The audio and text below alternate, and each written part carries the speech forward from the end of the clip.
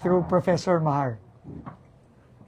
Sige, before we go into the agenda today, which is really, I think Yusek Lara is going to present some solutions, no, to our problems in Bulacan.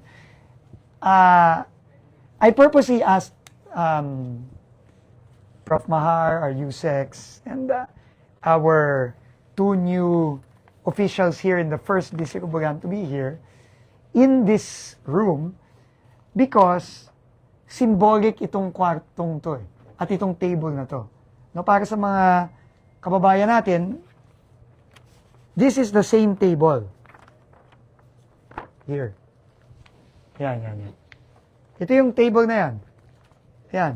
Dito ginapag nila, nung papagitan nitong dalawang to, nila Alcantara at saka nila Hernandez, yung, magkano daw to? 300 million ba daw? Oh, 300 million na pinagparte-partehan nila. And I think it's very important to use this as a symbol kasi kailangan itong buong district office na to, na kung saan talagang sumabog itong napakalaking skandalong ito, symbolic to din ng pagbabago.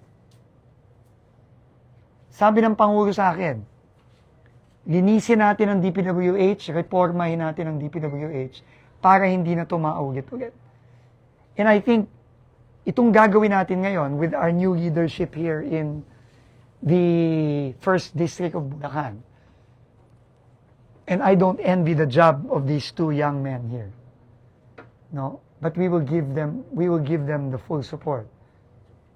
It's symbolic of the changes that we want to make, that the President wants to make in the DPWH.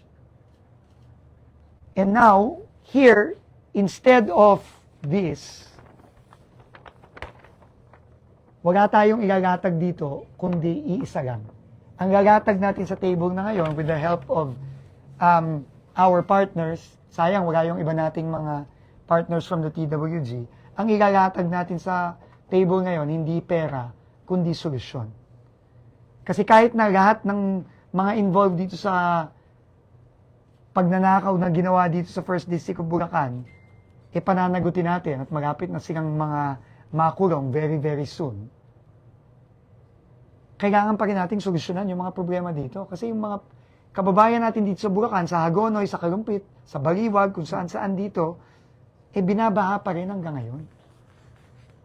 Yung mga pinuntahan ni Pangulo, yung pinuntahan namin a few months ago, hanggang ngayon binabaha pa rin sila. And kailangan solusyonan yun. And yun ang pag-uusapan natin. Kailangan managot pa rin yung mga tao dito. At mananagot sila, maniwala kayo. Nagsabi na yung ombudsman na very, very soon, ipa-file na yung kaso dito sa Bulacan. Na unang-una nating final noong September sa ombudsman. Ipa-file na nila sa korte. At mananagot lahat ng mga gumawa nito. Lahat ng gumawa nito, mananagot. Pero habang nananagot sila, kailangan solusyon naman ang pag-usapan natin. Yan yung ang gagawin natin ngayon. So before we go into that, I just want to introduce to you the OICs. No, OIC pa lang, no? Na District Engineer at OIC Assistant District Engineer ng First District of Bulacan. Si Engineer Kenneth Fernando, 33 years old. Kasama siya sa second batch ng cadetship. Si Yusek Lara, first batch. Mas matanda siya ng konti.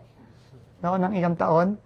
Kenneth is 33. I think Yusek Lara is 36. Oh. Civil engineer. Nag-masters ng civil engineer sa Japan under a scholarship sa JICA. How long have you been in DPWH? 10 years. 10 years na sa DPWH.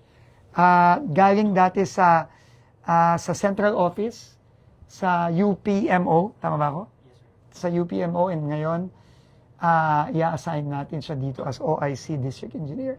And the Assistant District Engineer is going to be, OIC is going to be Engineer Paul Lumabas, 32 years old, also a civil engineer, currently OIC ng planning, tama ba ako? Yes, po. Dito, sa, bago ka pa lang dito, no? Yes, po. 1 month pa lang. 1 month pa lang.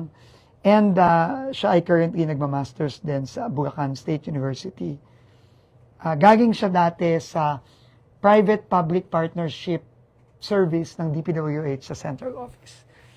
So, sila yung aasahan natin na fresh blood na magte-take over dito sa First District of Bulacan with the hopes of us finding solutions to the problems that we have here. They will be working closely with our technical working group, with Professor Mahar, with Professor Tabios, with Secretary Babe Singson, Yusek Lara, and Yusek Charles, to try to find a solution to this mess. Because our people in Bulacan need solutions. Yes, they want accountability, but they also need solutions. Because they are suffering every day for practically 6 months in a year. Because they're always flooded here. And we have to start finding solutions. And that is their job. And ang kabilin-bilinan ko lang sa kanilang dalawa, huwag kayong gagaya dun sa mga papalitan ninyo. Huwag kayong gagaya. Kasi kung gumaya kayo, kung ano mangyayari sa kanila, yun din ang mangyayari sa inyo. And I don't think you want that to happen to you or to your families. Diba? Let's do this right na. Gawin na natin to ng tama. Baguhin na natin to. And yung ginagawa natin dito sa First DEO Bulacan, yun din ang gagawin natin everywhere.